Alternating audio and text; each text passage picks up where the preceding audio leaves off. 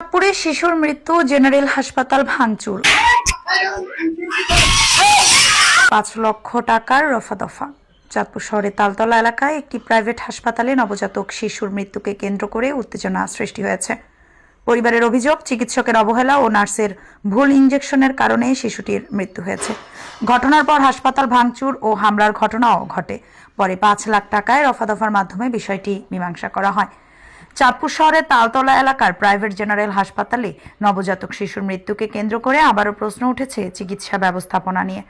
পুরানবাজার মধ্য শ্রীরামদীর বাসিন্দা ইসমাইল ব্যাপারীর স্ত্রী নার্গিস বেগম 2 দিন আগে হাসপাতালে ভর্তি হন। সিজারের মাধ্যমে একটি নবজাতক শিশুর জন্ম হয়। পরিবারের অভিযোগ, জন্মের পর চিকিৎসকের ভুল সিদ্ধান্ত এবং নার্সের অদক্ষতায় শিশুটির শারীরিক অবস্থা দ্রুত অবনতি ঘটে। তাদের দাবি, মোটা সিরিঞ্জ দিয়ে ইনজেকশন পুশ করার পরপরই নবজাতক শিশুটি মৃত্যুবরণ করে।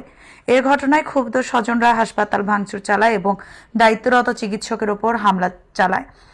পরিস্থিতি নিয়ন্ত্রণে আনতে ঘটনাস্থলে যায় চাঁদপুর মডেল থানা পুলিশ। শিশুর দাদি জানায়, হাসপাতালে ভর্তি হওয়ার পর থেকে চিকিৎসা সঠিকভাবে দেওয়া হয়নি।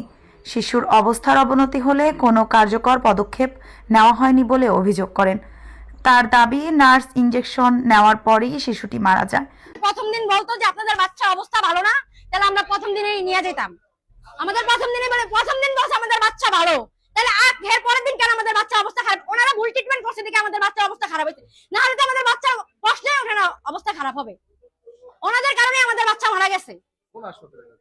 জেনারেল হাসপাতালে, জেনারেল হাসপাতালে আমাদের বাচ্চা মারা গেছে। আমরা চাই আমাদের বুক যেমন খালি হয়েছে, চাই না যে আর কোনো মায়ের বুক খালি না হোক। আমরা চাই এটা একবারে বন্ধ হয়ে যাক। মূলত অভিযোগ, আমাদের বাচ্চা তো মারা গেছেই, তারপরেও যেন আর কোনো বাচ্চা মারা না যায় এরকম কোনো আপনারা পদক্ষেপ নেবেন, এই আর কি, যেন এরকম আর কোনো বাচ্চা মারা না যায় ভুল চিকিৎসার কারণে। তারপরে ওখানকার অভিযোগ মূল যে উনি এখানকার ওনার প্রতি আমাদের অভিযোগ যে ভালো যদি ট্রিটমেন্ট নাই দিতে পারেন তাহলে কেন এত বড় একটা দিয়েছেন? এটা দেওয়ার কি দরকার ছিল? আজকে আমাদের বাচ্চা গেছে আমাদের জীবন থেকে, এমন শত মায়ের বাচ্চা যাবে, এটা টোটালি অফ করা লাগবে। এটা আমরা একদম অফ করে দিতে চাই। তবে অভিযোগ অস্বীকার করেছে হাসপাতাল কর্তৃপক্ষ। তাদের দাবি, জন্মের পর থেকেই নবজাতকের শারীরিক অবস্থা জটিল ছিল। ডাক্তার জাহাঙ্গীর, দায়িত্বরত চিকিৎসক, তিনি জানান, সিজারের মাধ্যমে শিশুর জন্মের পর তার শারীরিক অবস্থা খারাপ হয়ে পড়ে। পরিস্থিতি বিবেচনায় দ্রুত সরকারি জেনারেল হাসপাতালে রেফার করা হয়। সেখানে নেওয়ার পর শিশুটি মারা যায় বলেও তিনি উল্লেখ করেন।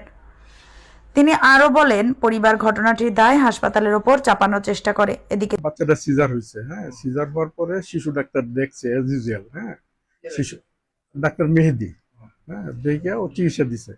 দেওয়ার পরে